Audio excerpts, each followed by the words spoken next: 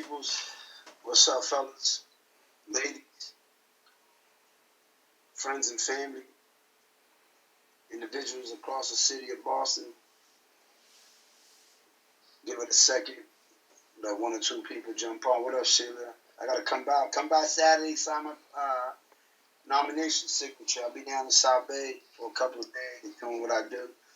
But I wanted to come on here and share my thoughts on the meeting that went down today. I started at 5. It was a 2-hour meeting, 5 to 7, regarding Franklin Park and some of the public safety concerns regarding the park. A little vexed about it. Not even little, a lot. Very disappointed on the way that it went about. Yesterday, we had a meeting regarding Franklin Park. It was Zoom bombed. Everyone that was on the Zoom, there was about 140, maybe a little more than that, who was on this Zoom, hoping to share some concerns they have. And the meeting was ended abruptly because of what was going on. Folks putting in some profanity. I mean, it is what it is. It happens. There's security procedures that you put in play. Yeah, of course. Adam, I dig it. So we were told that everyone that was on that Zoom last night would receive an email regarding the meeting today. I didn't receive one. And I checked my junk mail. The reason why I didn't receive it, I'm not going to speculate. I could care less. Because, again, at the same time, there's folks out there who reach out to me and says, yo, D, you need to be in some of these conversations. Because, again, like my man Adam is saying, you bring the real conversation to the conversation. Anybody who knows Mingos knows I've been riding dirt bikes forever. I taught half my neighborhood how to ride on a YSR back in the 90s. Dudes that I hung out with are all riders. You know what I'm saying? I jump off a RR. For folks that don't know what an RR is, it's a Honda 1000. I don't ride no little boy bikes. And Mingos ain't doing no 600, 750. You know what I mean? I come from a breed of riders. So it's highly disappointing that, one, I didn't get the email. A third party had to share the login information. And I understand, what was being done to put that level of security. And I'm with that. What up, Leon? I'm with that. I'm with keeping, some kind of order in some of these community meetings. I'm with that. Register. And when you register, it's because you're concerned and you want to be a part of the conversation. You put your email, you put your name, and if you got questions, you put it in the chat room, or you send it, you email it in. If you want to put a written statement in, if you want to do an oral statement, you can. That's what you do when you go to a public hearing. That's what you go to when you go to a city meeting. This is why in that video, with Fox 25, I was telling the dude, like, yo, no, you're not going to shut me up, because that's what they do to us. We go to meetings, we spend 2 hours listening to people yap about their resume. I can do that online. I can check your resume online. You're a city department head, I can go online and read your resume. If we're going to talk about the issue at hand, why are you muting us? Why are you not allowing people who want to be a part of the process that opportunity to be in the conversation, right? So I'm not hot, but I'm hot. And I wanted to come out in here and let you guys know one of the reasons why I continue to put my name in the hat. Win, lose, or draw, I'm going to keep putting my name in the hat. Because when they tell you, oh yeah, we want the people closest to the pain to be at the conversation, bullshit. Because if they did, they'd be on that sad talking to folks who are sleeping in the rain tonight, last night.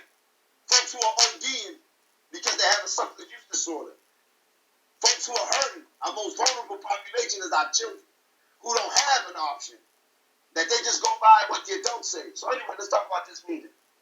I spent an hour and 46 minutes trying to log in and being told that the meeting is at the capacity. This meeting was at capacity, 100 people for a city meeting. One, don't use your personal Zoom. Whoever was the individual that decided to use their personal Zoom, you can do your own research and find out who that is. That's their business, but at the same time, as a constituent, as a tax-paying citizen, you're not going to keep me from speaking up on issues that affect the city. And you don't want to let people in because you want to control the conversation. We got too many gatekeepers who don't allow us to speak on issues that affect all of us. So I sit there, I can't get in. I text the lady back who reached out to me and was very concerned about, some of the things that she wanted to say, and she didn't really, know how to go about it. She noticed, on my page, that, I got dirt bikes of me and my children. I got pictures of, kids on there.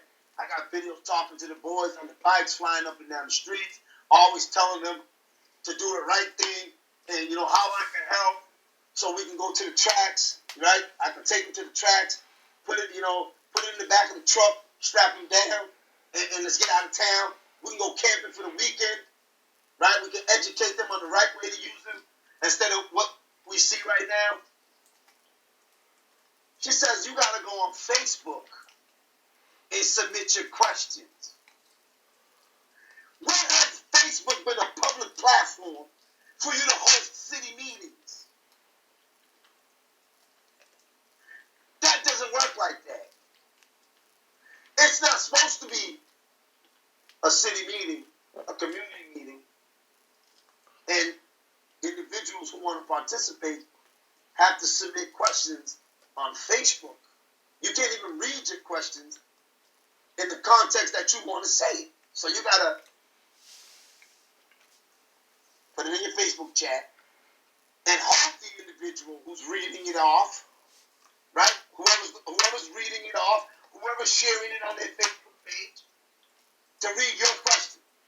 Well, I put a whole bunch of remarks. I didn't hear none of them get read.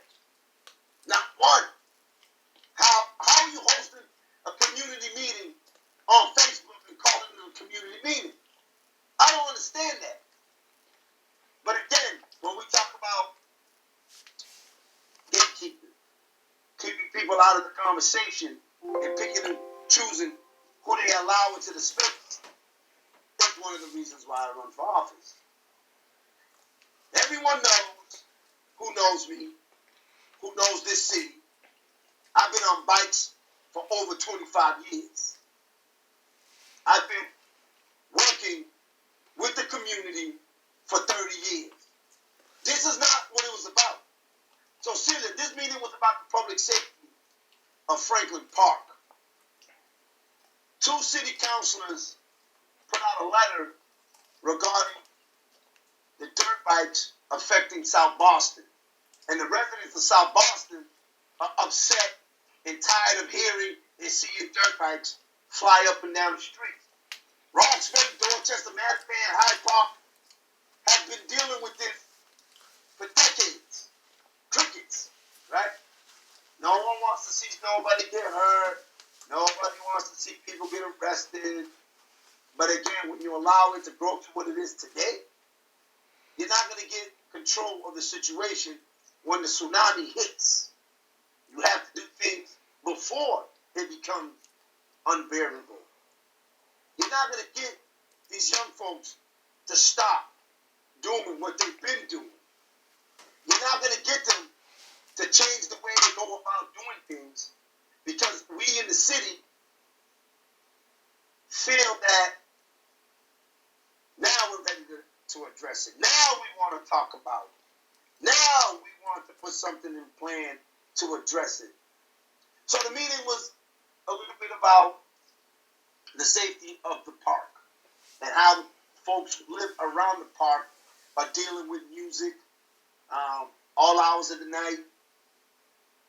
The dirt bikes in and out the walkways where people are trying to, go for a nice walk with their kids and their families. Seniors are using the area, for outdoors. And as you know, people go here, come here to the park to jog. They come here to do, family gatherings. Like, we use Franklin Park. No matter where you're part of the city you live in, we come to Franklin Park for different reasons. Excuse me. We talked about, again, I caught bits and pieces of it because I sat and was waiting to be let in to a meeting that kept telling me we're at capacity for a city meeting regarding a public park. This is what got under my skin. The fact that people tell you that they're willing to bring in other folks to the conversation, but then they don't allow you into the conversation because you keep it real. You're not there to sugarcoat it.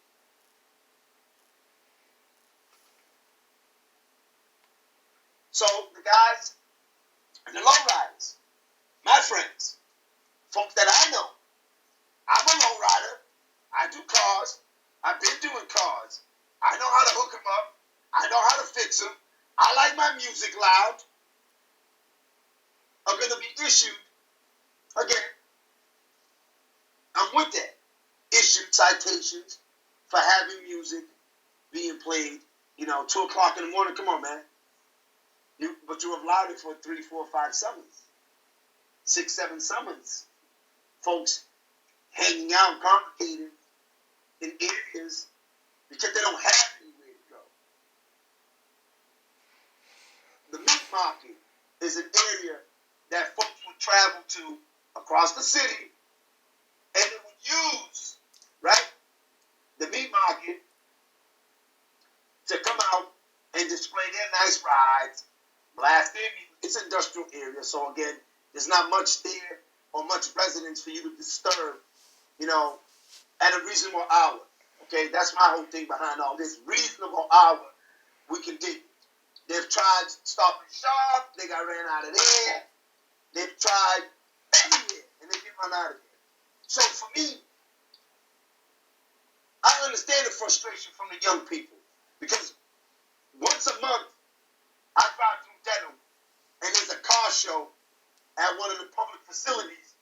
It's like a mansion that like belongs to the city, and it has like a fairground. It's all grass. It's nothing special, and folks are allowed to pull up, pop their hood, display their cars. It's an art. It's a form of art. It's a way to express yourself. It's a way to deal with your trauma. It's a way to come together as a community and engage. Yes, for some it might be negative. Oh, they play their music loud. Again, people got a First Amendment. I'm not upset at the music being loud. I'm more upset about the words coming out of the music. A lot of the end this and end that. I can't dig that. But you want to play your music and you want to blow your eardrums out, that's your business. At a reasonable time. Not 2 o'clock in the morning in front of my house or your house or anybody else's house because you got gas to burn. I'm good with that. But where are we going to allow these young people to be able to express themselves? I'm a 96 class of Madison Park. I took auto trucking. Auto trucking. Let me say that again. I worked on cars and I worked on diesel trucks. I converted engines, short block, long blocks, into inboard engines for boats. My teacher, Mr. Lack, Mr. DeChico, Mr. Pottinger, Mr. Johnson, Mr. Sullivan knew that we wanted to bring our cars to the shop. So we got to do that on Fridays. Bring it right in, drop it, put the system in, take it to Mr. Lawrence, let Mr. Lawrence paint it for you. Like, the school allowed us to express ourselves. We can do the same today. All these young folks who want to become car artists can go to Madison and learn how to pick my rides. Learn how to fix their own cars. Not only cars, dirt bikes. I spent 4 years at Madison. I drove a YSR 50 that I still own. I bought it on my 17th birthday, and I still own it. I taught half my neighborhood how to ride on that YSR. I have a closet full of ATVs and dirt bikes. I don't allow my children to ride in the streets. I take them off-roading because that's where they're supposed to be. I don't want my kids to get hit by a car while having fun. I want them to be safe while they're doing anything from helmets to elbow pads to shin guards to pants to boots. Okay? I spent my hard-earned money to teach my children the right way to use off-terrain vehicles. That's what it's called. Okay? All-terrain vehicles. ATV. Right? And the dirt bikes are the dirt bikes. They're off-road vehicles. You have to register them with the registry because the environmental police will ask you for a registration when you go riding at Freetown State Park. You go on mass.gov/DCR and you can pull up locations in the state of Massachusetts where you can take your children off-roading as long as they are accompanied by an adult and they're within the age to ride those ATVs. So today, at this meeting, that I wasn't allowed to come in, that I wasn't allowed to speak, not only me, several community leaders, several community members, because it doesn't matter if you're a community leader, right? You're a resident, period. You live in Boston, you already got a pass to the party. So why is it that this continues to happen? There's nowhere in Boston, Stephanie, that you can go riding off-road vehicles. The guys that I grew up with, that we were riding through the streets, flying up and down, the cops would hit us with their cruisers. This is why they had those cow bars in front. Those two bars in front, some of the cruisers have them, look like bumpers. They use that to hit you off the ATV, to knock you to the ground, because that's what they did to us.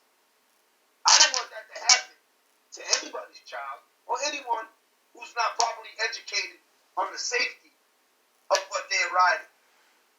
There's enough space in different parts of the state that we can go riding. There's places that might not be close enough for Boston residents because, again, not all of us have cars, right? Not all of us have a truck. And not all of us have the information to go where we want to go. So listening to the little bit that I listened to, the reason why they're buying them is because they're cheap. Dirt bikes are cheap. Anybody that's bought a dirt bike at a dealership knows it ain't cheap. A 2021 KX 250 is about $13,500. That's $13,500. If you get a used one, you might be able to get it for about $3,000, depending where you're buying it and who's selling it to you. Dirt bikes are sold with bill of sales. They only have an original title that the registry gets, and they don't give you nothing back but a registration. For people that don't know. So these young folks are already suffering from trauma, gun violence, and other issues that DPS has failed them in many ways, and this is their last resort of therapy. It is therapeutic to me and my children when we strap up and put our helmets on and hit the track. It's therapeutic to me when I go through a trail the first time, nervous. The second time, a little less. The third, the fourth, the fifth, once I get the hang of it, the confidence is there. We've been asking for decades for my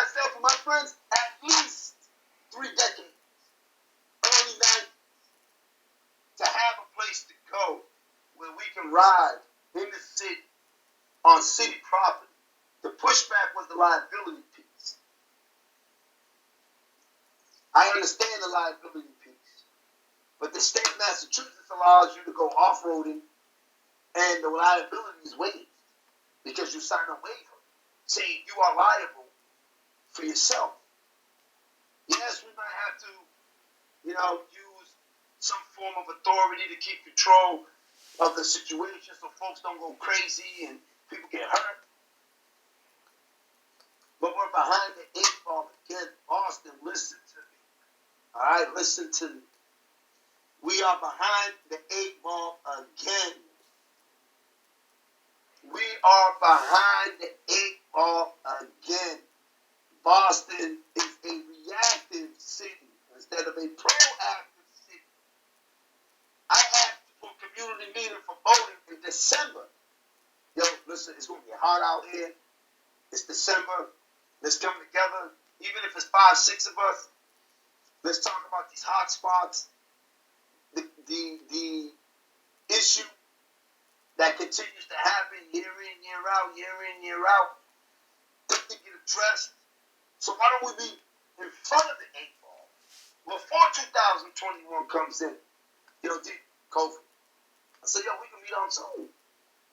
We can sit down and just talk about things that we can do collectively to inspire our youngest minds on how to go about navigating the summer without having to deal with public safety concerns. Fireworks are coming. We're only a month away from fireworks popping off. What's going to happen then? Are we going to have this conversation in July like we did last year? Or are we going to talk about it now to get ahead of it? To put police on alert about fireworks? Or maybe it's time we lobby to change the laws in Massachusetts so people can go to Franklin Park and let off fireworks like they do in other states. In New Hampshire, exit 1, exit 2. You pull off, you go to the gas station, they got fireworks in the gas station. Georgia, in the gas station. I went to Walmart in Georgia and they were selling fireworks like it was candy in a candy aisle. Here in Massachusetts, we're so progressive, we're still a state that doesn't allow folks to be responsible enough to purchase fireworks to use for themselves in a respectable way. When you allow people to do things in a respectable way, and you learn the right way to use it, all you're going to do is use it the right way.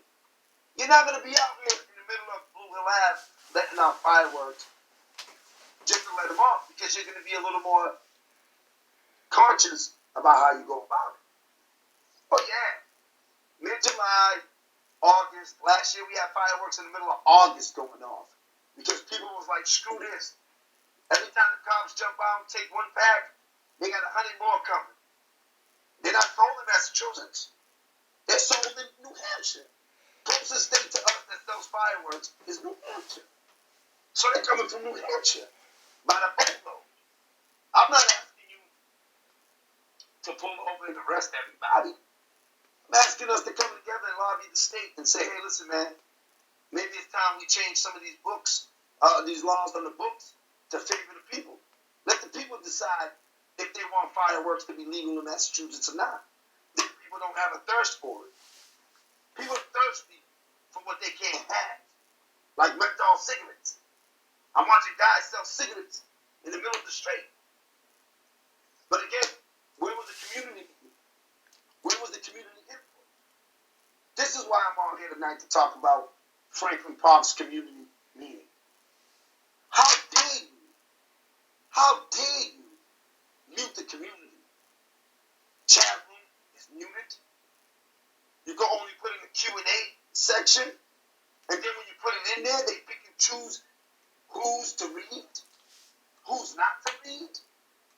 They don't give the community a half an hour, 45 minute, an hour time frame out of a 2-hour meeting to discuss things. And at the same time, they got all these electeds who are privileged now. How the hell are you privileged? Because you're in a position we put you there. And you don't allow the constituents and the residents to speak because now you're elite. Right. It's cool. It's cool. Folks that are paying attention like myself, it's cool because we coming. We're coming full force. It's election season.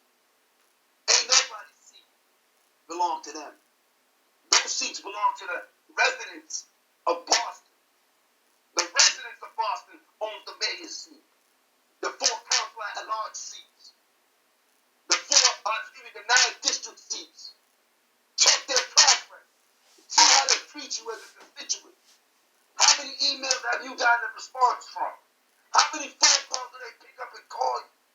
When it's time to knock on your door, they're there 3 times in a week. But when it's time for you to knock on their door, they give you stay away orders. Because you're harassing them. Harassing them on things that you care about. Harassing them on things that you feel passionate for. Tell me, oh, he's mad. I'm not mad. I am passionate about my city.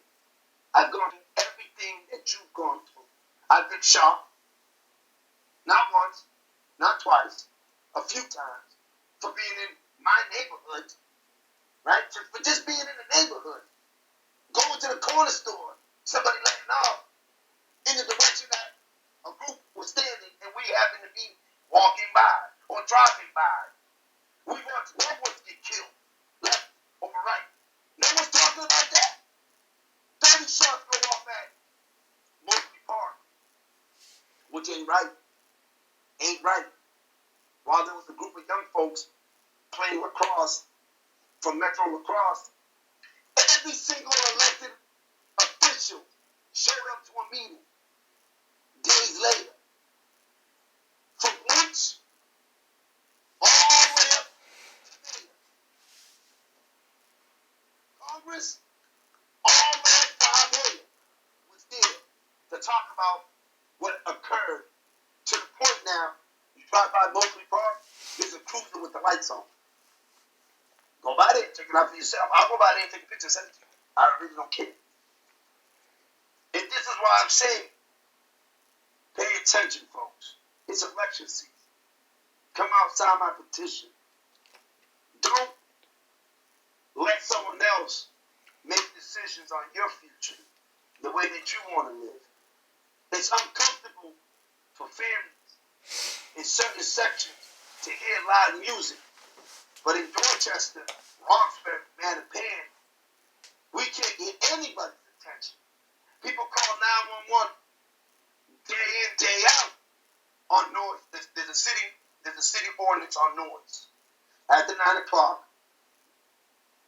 technically not even supposed to have your music louder than your residents. And we know that we have neighbors who can care less about you sleeping at 1 o'clock in the morning on a Friday night. The music is blasting. Right? These ordinances about dogs barking. You can get a citation for having your dog bark outside your house in your yard. There's an ordinance for that. There's an ordinance for trash and how you go about dealing with it. Your landlord is supposed to give you trash buckets. Your landlord is supposed to take your trash out, not the tenants. It's not the tenant's responsibility to clean up around the building. There's a manual.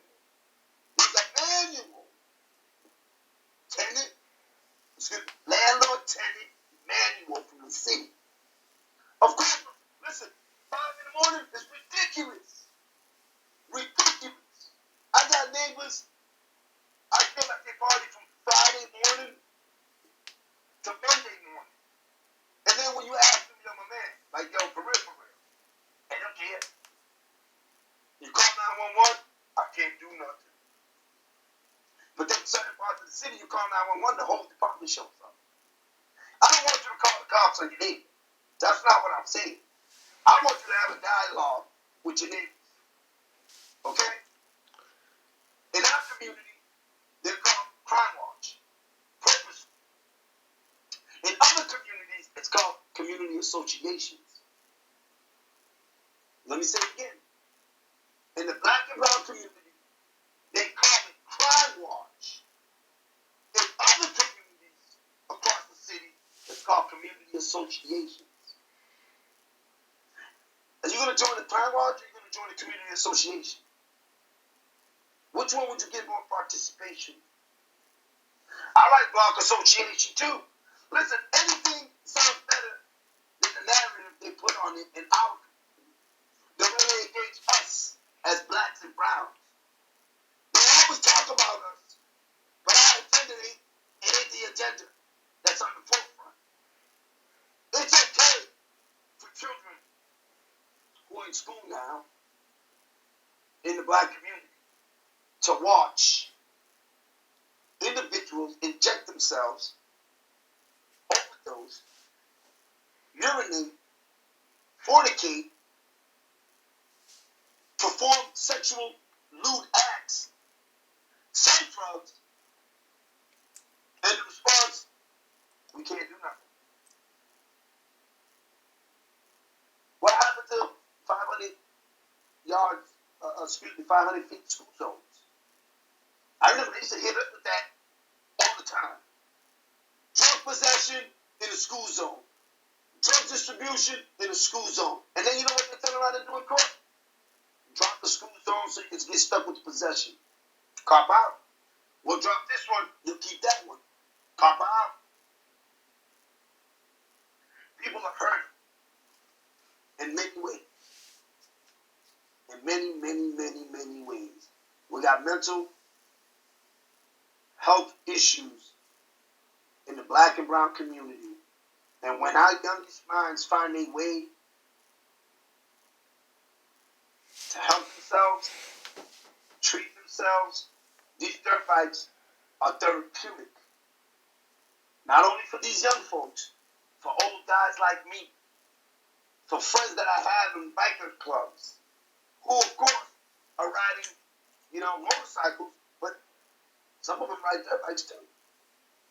To have a conversation about this issue and don't even invite the youngest, the youth, the individuals that you are personally going to be affecting to the conversation. What happened to all these youth leaders and these youth groups who are talking about we do all this work with the youth in the community? You couldn't get one community youth leader to show up and speak on some of the things that they see around this matter? Dog parks across the city is needed, not only in certain areas. We need them in Roxbury too. I got a skate park less than a block